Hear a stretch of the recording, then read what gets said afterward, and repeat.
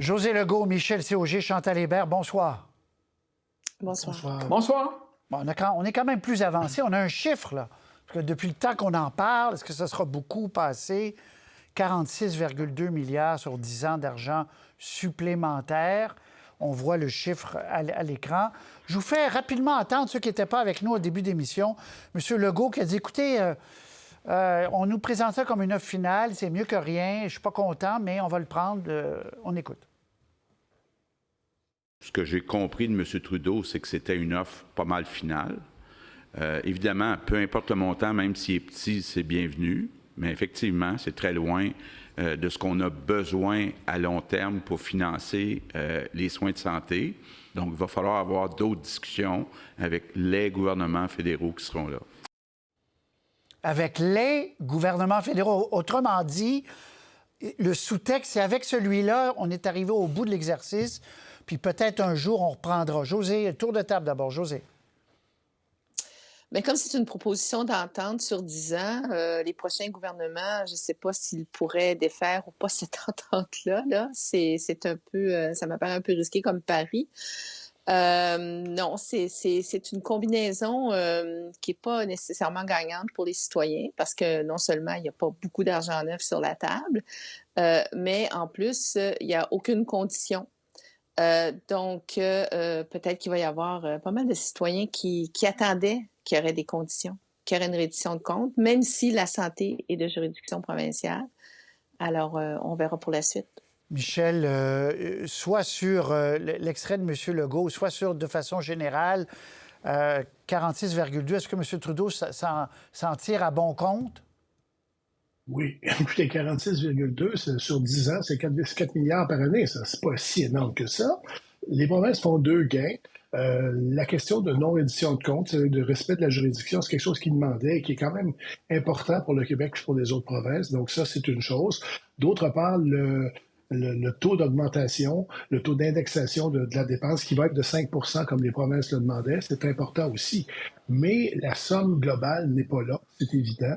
Et c'est un fait qu'il y a un déficit actuel aujourd'hui dans le financement de la santé que le gouvernement fédéral va combler seulement en toute petite partie.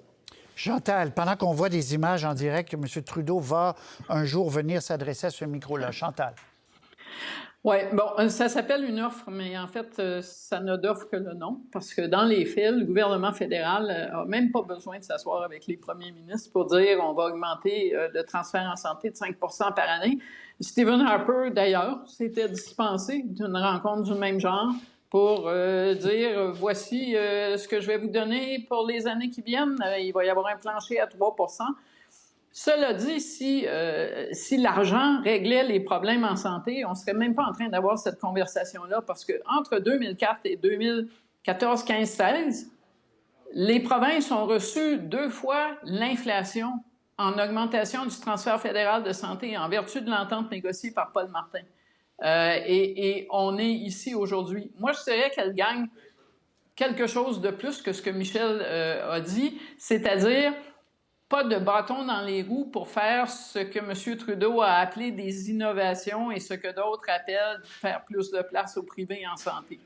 Parce qu'il n'y a vraiment rien du genre. Là. Il y a pas, vous ne pouvez pas prendre de l'argent puis le mettre ailleurs ou vous ne pouvez pas continuer à envoyer des services publics au secteur privé. Donc, on va laisser clairement les provinces continuer à expérimenter.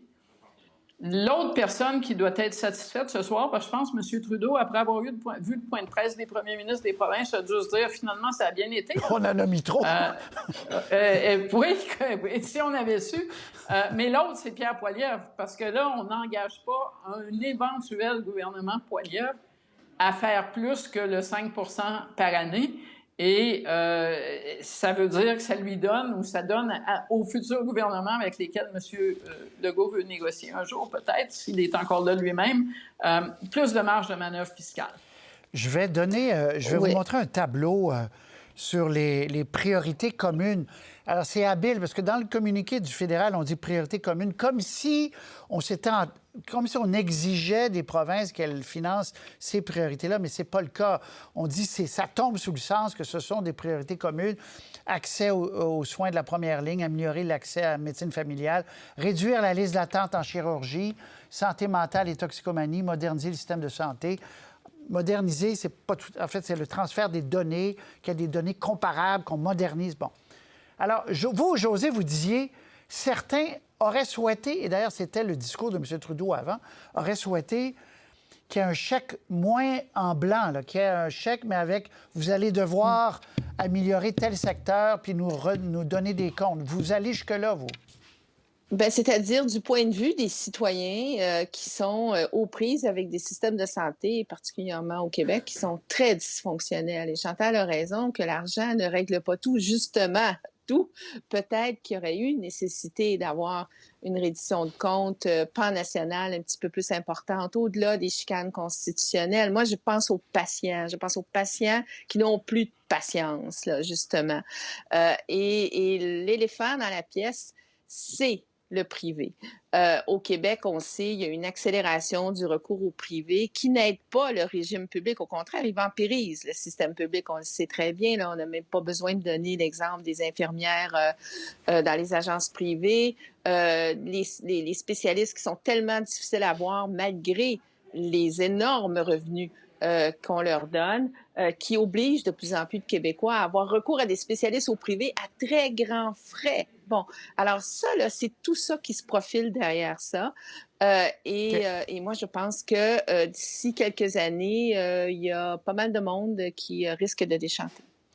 Et Chantal, vous faisiez référence au ton, puis M. Ford notamment, qui a été assez optimiste en disant, vous savez, il faut voir le verre à moitié plein, c'est de l'argent neuf. Mais M. Legault aussi qui a dit, on ne va pas cracher sur de l'argent neuf. Donc, tout ça indique quoi? Est-ce que c'est la fin de ces grandes manœuvres, là, on peut dire, Michel et Chantal, c'est la fin de ces grandes manœuvres, puis on verra un jour, Michel? C'est la fin pour l'instant, mais on le sait que ça ne sera pas suffisant pour couvrir les besoins. Les besoins, entre autres, en termes de médicaments, ces coûts-là augmentent très rapidement. En termes de technologie, ces coûts-là augmentent très rapidement. Puis la pénurie de main-d'œuvre s'en ira pas, donc les salaires vont augmenter aussi. Alors, c'est bien pour maintenant. Maintenant étant un mot indéfini, ça dure combien de temps, ça, maintenant? Je ne sais pas. Okay. Mais c'est pas une solution à long terme.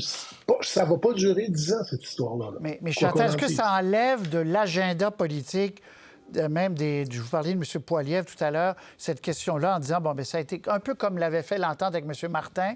Ça met une pause sur ces discussions-là?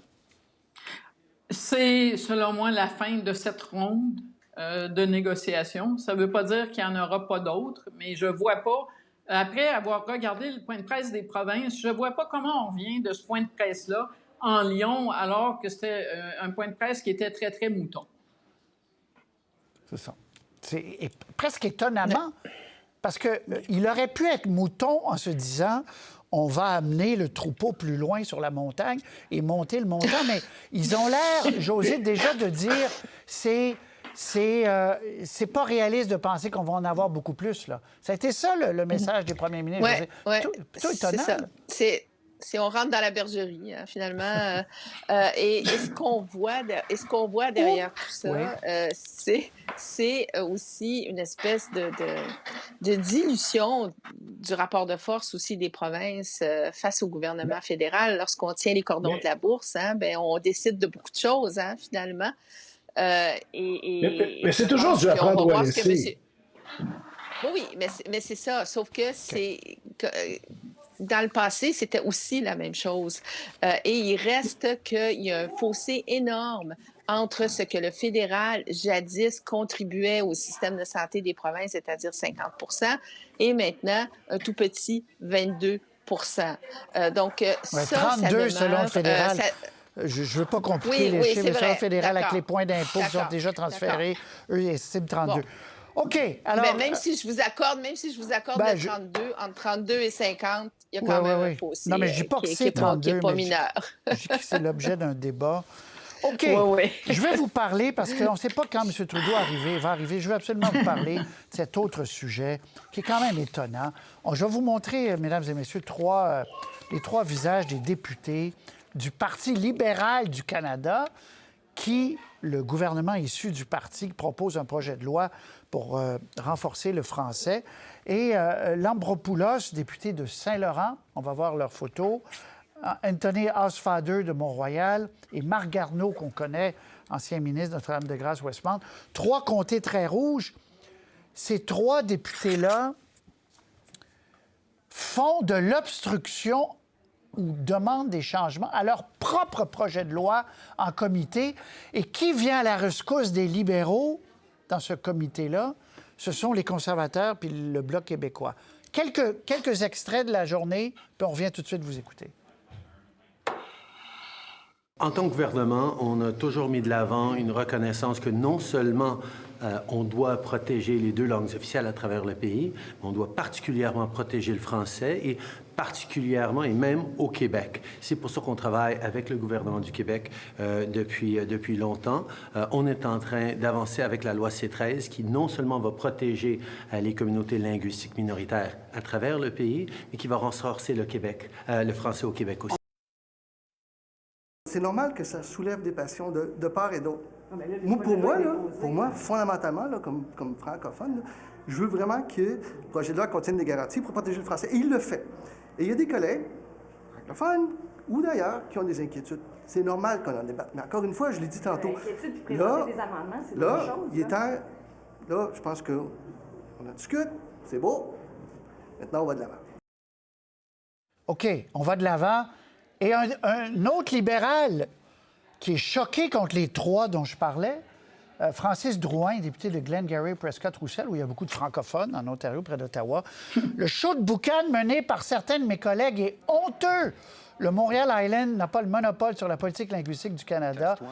Qu'est-ce qui arrive, Chantal, dans le caucus libéral et pour ces trois députés? Bon, d'abord, ces trois députés ont un certain nombre de choses en commun, et ça commence par le fait que aucun d'entre eux ne peut aspirer à faire partie du Conseil des ministres. M. Garneau, on le sait, est sur la voie de garage depuis le dernier remaniement, et les deux autres sont des candidats qui ont été imposés dans leur circonscription par des militants contre le choix de l'équipe de Justin Trudeau. Alors, comptez pas sur le jour où vous allez les voir en limousine. L'autre point commun qu'ils ont tous les trois, en présumant que M. Garneau veut se représenter, ce que je ne crois pas, c'est que même si les libéraux perdaient misérablement, ils seraient toujours députés à condition de se présenter pour le Parti libéral. Et ça couvre depuis longtemps. M. Rodriguez disait c'est normal qu'il y ait des discussions. Non.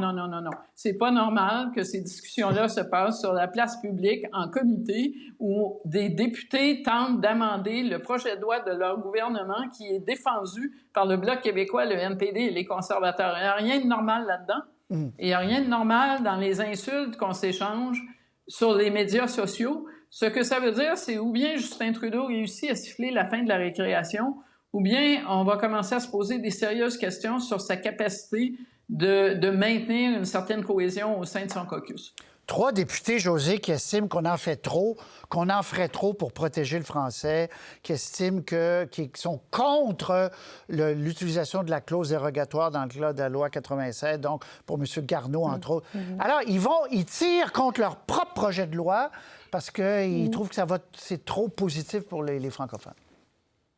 Oui, mais le point de vue de ces augustes députés-là est connu depuis longtemps quand même, là, tout particulièrement Mme Lambropoulos et M. Anthony Housefather, qui était un ex-président de l'Alliance Québec, après tout, et dont des citoyens dans son propre comté se plaignent qu'il ne leur parle pas souvent en français, même s'ils maîtrisent bien le français. Donc ça, c'était connu. C'est pas une surprise, là, c'est pas étonnant. Alors, c'est de deux choses l'une. Alors, où, en effet, la désorganisation est installée dans le caucus et dans le Conseil des ministres, parce qu'il faut rappeler aussi qu'avec la nomination de Mme El-Gawabi, il y a des ministres québécois seniors, dont M. Rodriguez, qui était sorti aussi pour se dire blessé, etc., par ses propos, et où, en quelque part, ça fait l'affaire de M. Trudeau qu'il y ait des députés qui représente des circonscriptions anglophones avec son électorat. C'est une partie de son électorat qui est important, qui envoie des signaux d'inquiétude face à ce qui se passe. Ça ne changera rien en bout de piste sur ce qui va arriver, mais ça donne une voix à cette inquiétude. Puis quand je dis inquiétude, je devrais peut-être dire colère même, là, dans une bonne partie de la communauté anglo-montréalaise. Donc, c'est de deux choses l'une. Hein? Oui. Michel. Deux choses là-dessus. D'abord, il y a beaucoup de désinformation qui est véhiculée par ces gens-là, y compris la question qu'on ne pourra pas aller voir son médecin et lui parler en anglais si on le veut. À un moment donné, il y a dans une partie de la communauté anglophone au Québec et supportée par certains médias de la communauté anglophone, l'idée que si on n'aime pas quelque chose comme la loi 96, c'est une atteinte à nos droits. C'est pas nécessairement le cas.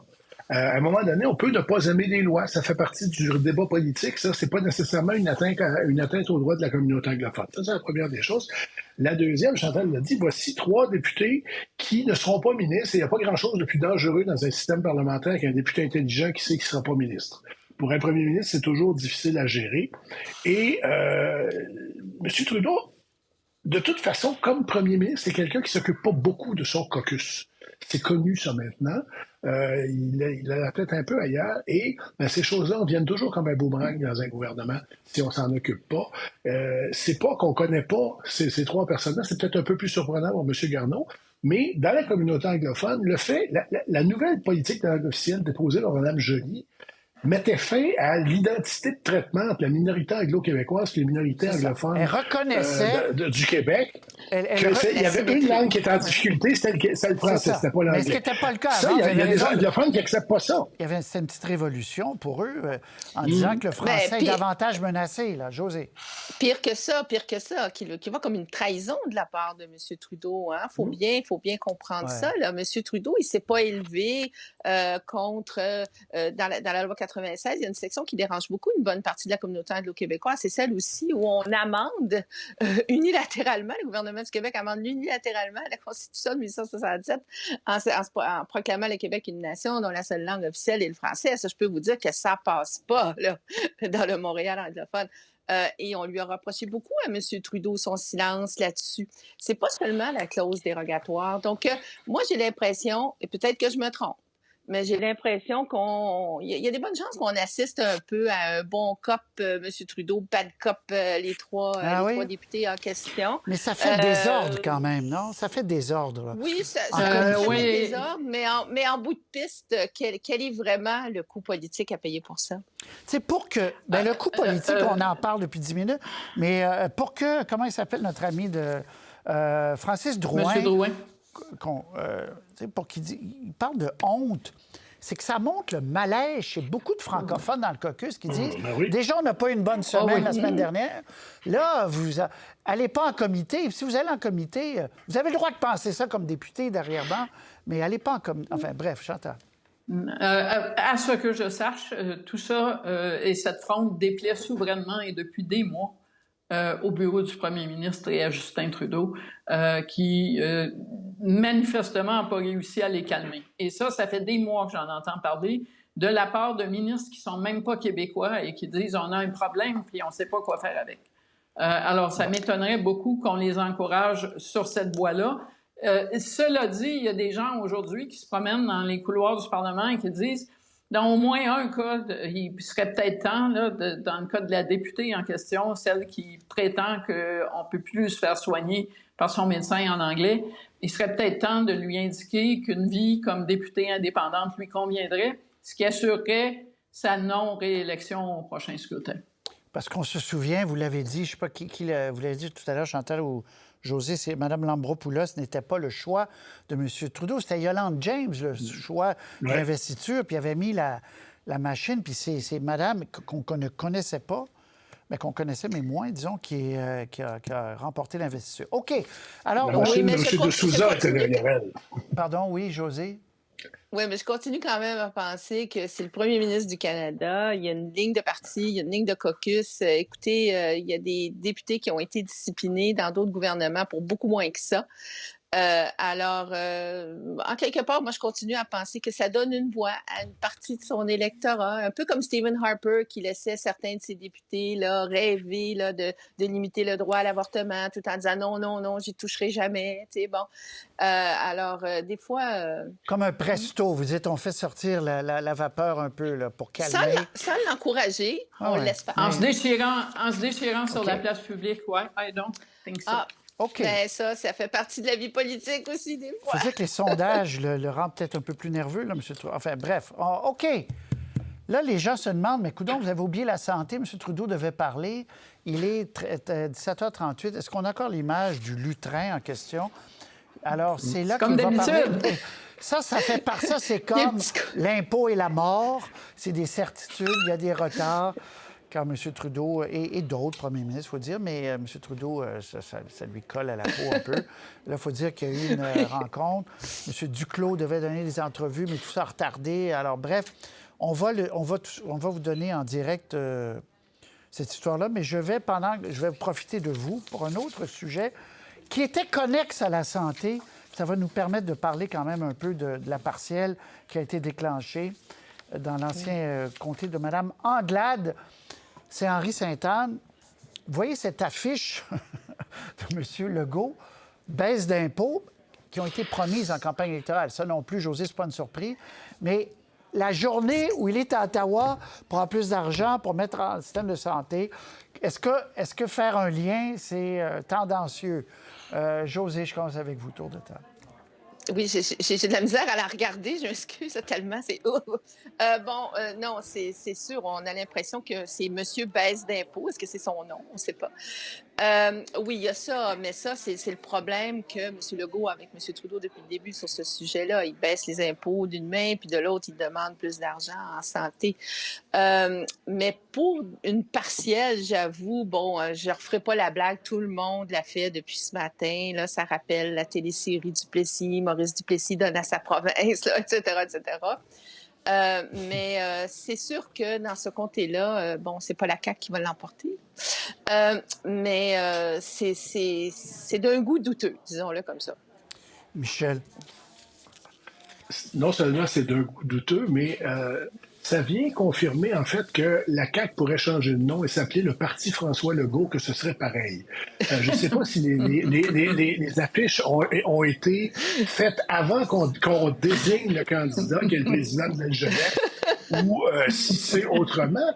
Mais je dirais à la fin, ce parti-là, c'est François Legault. Alors pourquoi pas mettre sa photo directement, puis il pourra occuper le siège aussi s'il le désire. On voit le candidat, là, je dirais. La CAQ ne gagnera pas ce comté-là et sait qu'elle ne le gagnera pas. Oui, je pense que oui. Oui, vas-y, Chantal. Oui, mais cela dit, sur l'île de Montréal, soyons sérieux, François Legault, en gros plan, c'est pas si vendeur que ça. On peut avoir l'impression qu'on s'est trompé d'endroit pour installer ces affiches-là. Je peux penser à pas mal d'autres régions où ce serait plus vendeur. Et baisse d'impôts sur l'île de Montréal, alors qu'il est question de transport en commun, d'environnement, de tissu urbain, c'est pas non plus particulièrement vendeur. L'impression que ça donne, c'est on a recyclé une photo du chef suprême. Et puis, on va faire campagne comme ça pour se rendre au 13 mars. Et le 13 mars, Oui, allez-y, José. Non, j'allais faire... on espère que c'est pas McKenzie qui a conseillé ça, quand même.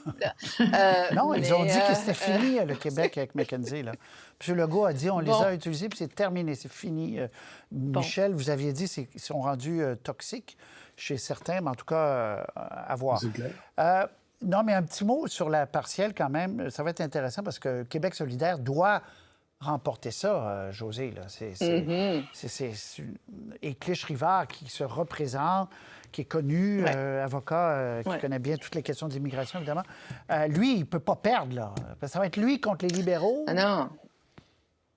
C'est une lutte à deux, là, grosso modo, là, à moins qu'on ait vraiment une surprise. Là.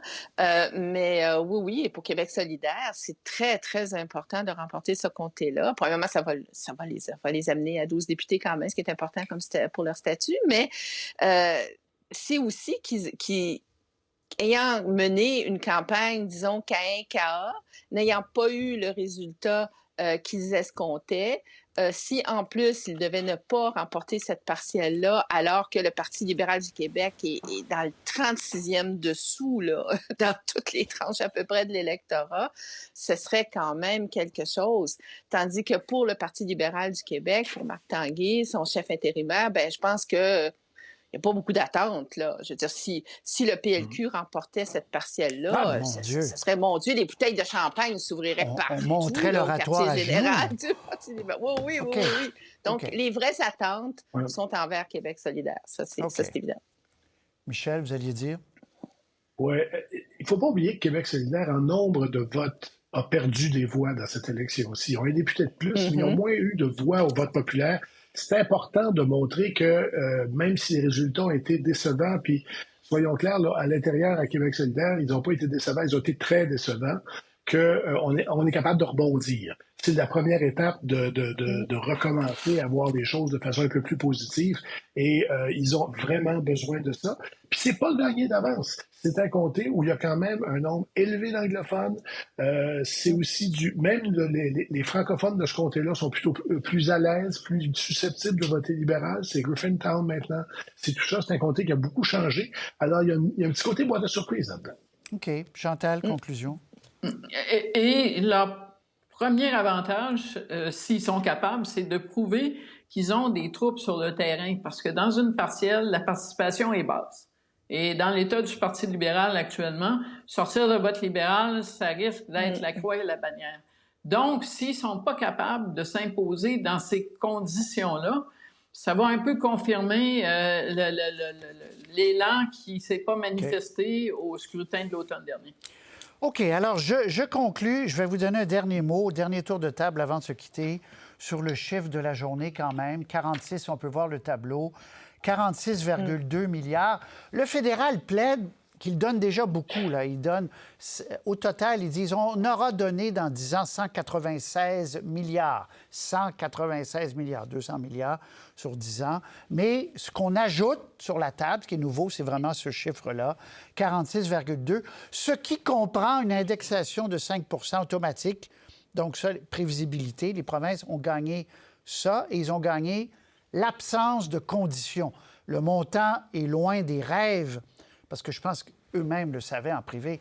Ils n'allaient pas avoir 28 milliards la première année de plus. Là, je pense que ça, c'était un peu... enfin, on était dans les rêves les plus fous, mais on est malgré tout déçus du 46,2, mais c'est de l'argent nouveau. On a compris, José, Michel et Chantal, qu'il n'y aura pas de déchirage de chemise. Ils vont prendre l'argent nouveau, puis ils vont continuer à plaider. C'est ce qu'on comprend. Tour de table, je commence avec vous, Chantal. On comprend aussi qu'il va y avoir des grands débats au niveau provincial sur la réorganisation de la santé, la place du privé en santé, et que ça va se jouer dans l'urne, mais pas dans l'urne fédérale. Dans l'urne au niveau des provinces, ça va commencer par l'Alberta au mois de mai. Oui, d'ailleurs, pendant que vous avez dit ça, on a vu la première ministre de l'Alberta. Wow, chapeau tout est dans tout. Michel C. 4,6 milliards par année sur 10 ans, ben ça fait un gros chiffre, mais c'est pas un gros chiffre annuellement. C'est loin d'être suffisant objectivement pour les besoins actuellement. On verra comment, dans 2 ou 3 ans, le pèlerinage se refera une autre fois à Ottawa pour dire hey, on a encore des problèmes. José. Oui, c'est ça. Moi, ma crainte, c'est que le privé va continuer à prendre de plus en plus de place. On va ajouter des vitesses à un système de santé qui en a déjà au moins 2 et donc qui crée des inéquités importantes dans les sociétés. Et ce qu'on oublie aussi là, dans cette liste de priorités consensuelles, là, on est dans une population très vieillissante. Hein? Puis il y a les soins de longue durée, il y a les soins à domicile, les besoins sont exponentiels, en plus de la réorganisation, bien entendu. Donc, c'est pas Noël. C'est pas Noël. J'ai un peu de temps parce que vous avez compris que... Combien reste de temps? Oui. Dans 5 minutes, on nous dit, on M. a Trudeau. compris. Et José, vous avez dit tout à l'heure quelque chose d'audacieux, parce que, bon, c'est pas un secret, là, José, vous êtes souverainiste, vous êtes nationaliste, et vous avez dit, moi, comme citoyenne, ça ne m'aurait pas déplu que le fédéral crée certaines obligations dans certains domaines ou resserre la vis au privé. Vous aurez ce qu'on appelle communément des conditions, donc. Vous n'auriez pas sauté, Mais, vous. Patrice, le seul iste dont je me réclame, c'est journaliste. Donc, Oui, non, mais je oui, veux que les gens comprennent. non, mais je veux juste qu'on soit clair quand même là-dessus. C'est correct, là. Mais pour moi, je prends aussi le point de vue du citoyen. Le point de vue du citoyen qui est très en demande de soins de santé et de services sociaux aussi, parce qu'on oublie que c'est la même enveloppe. Santé, services sociaux, encore une fois, dans une société vieillissante. Et moi, ce que je crains, puis je ne suis pas la seule, il y a beaucoup de spécialistes qui le craignent aussi, c'est que sans condition, bien, on va justement aller de plus en plus vers le privé. Puis la reddition de comptes devant l'électorat, là, c'est très limité, ça.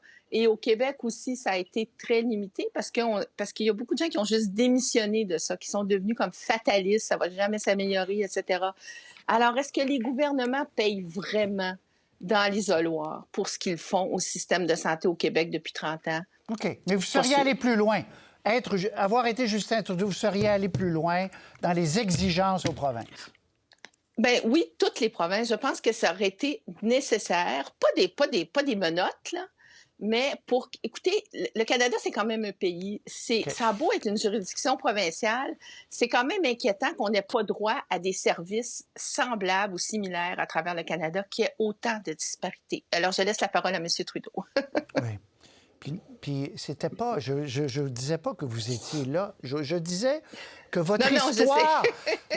comprenez-vous? Parce que c'est les grands courants de pensée que les conditions, les champs de juridiction, tout ça. J'allais plus là. Mais oui, Michel, vas-y. Oui, je sais. Mais la loi canadienne sur la santé existe encore. Il y a du mouvement. Vas-y, Michel. La loi canadienne sur la santé existe encore, donc le gouvernement fédéral a encore une poignée quelque part. Donc, ça, c'est pas parti avec ce qui s'est passé aujourd'hui. Mais, voilà. Mais à la fin, c'est le montant qui est pas assez haut, puis on n'en sort pas. Mesdames et messieurs, merci beaucoup, José, Michel, Chantal. Pour voir nos émissions en entier, rendez-vous sur la chaîne ICI RDI.